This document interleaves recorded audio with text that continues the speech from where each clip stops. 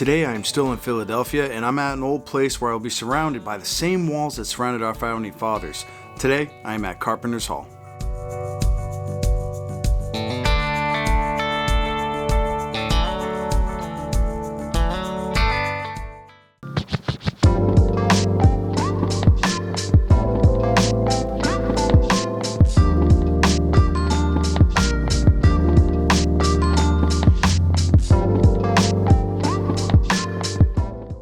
Now, what is a carpenter and what does that profession have to do with our founding fathers?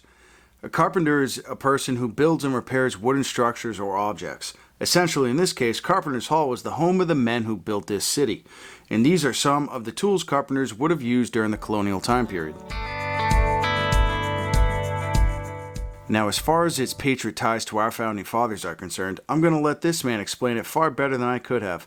He did not introduce himself, but he knows this particular history very well. Sir, the floor is yours. Here's where our story finally starts. The people of Massachusetts reached out to the other colonies and they said, we need help. You may not like us, we're troublemakers, but we need to get together and talk about this. Because what they're doing to us, this great province is going to do to you as well. So for the first time in American history, 12 colonies decided to get together and talk about this. They called themselves the Grand Congress. Today we know them as the First Continental Congress. They wanted to meet in a private building. They also wanted to meet right in between the northern and the southern colonies. Largest city in America at the time, right here in Philadelphia. So that private building, right here, this building was brand new in 1774. It was built by the Carpenters company. These are the people that built Philadelphia. They were the master tradesmen, craftsmen, carpenters, engineers. And in fact, if you look at their logos, you'll say they must have been masons. No, they actually used these to build things, right? This was part of their craft. Also, on the second floor, Benjamin Franklin's library was up there. So books on law, history, geography were there for the taking. This was the perfect place to be.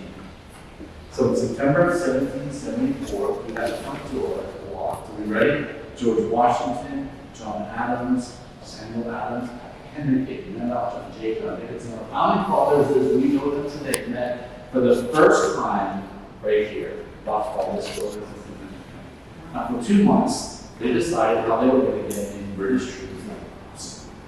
Here's what they came up with. There's no sense talking about Parliament. They don't like us. They're not going to listen. We need to appeal to King Louis III because we are, after all, loyal subjects, and he loves us.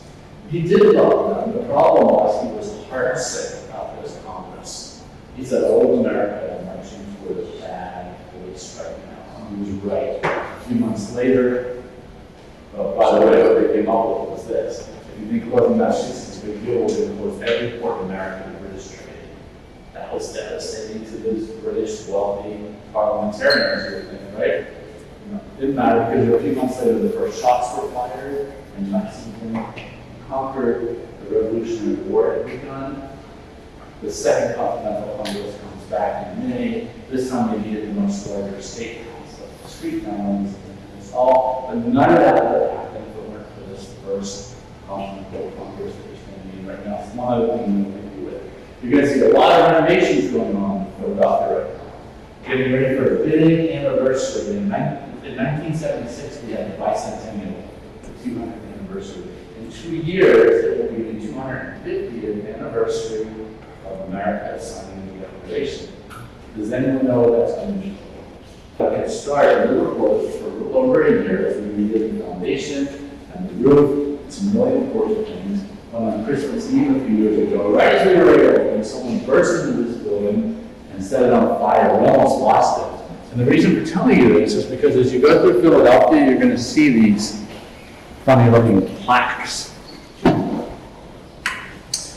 This plaque in particular represented America's first insurance company for private citizens, specifically for fire. This is Benjamin Franklin's contribution ship. This building had a policy dating back to 1773 and allowed us to reopen. How amazing is that? The contribution ship is right down the street, by the way, if you want to go take a look at the building. Now, when the British arrived in Philly in September of 1777, they were to obviously occupy Carpenters Hall during their stay, and at which time some members of the First Continental Congress did swing by to snag their own chairs so they couldn't be destroyed. Peyton Randolph's painted portrait here was the first president of the First and Second Continental Congresses due to his ability to connect with all the colony's assemblies. Matthew McGlathery, now that's a name, is most famously known because of who his daughter married, who was Raphael Peale, who would go on to become a famous portraitist. He would go on to paint many famous portraits of Continental officers and statesmen.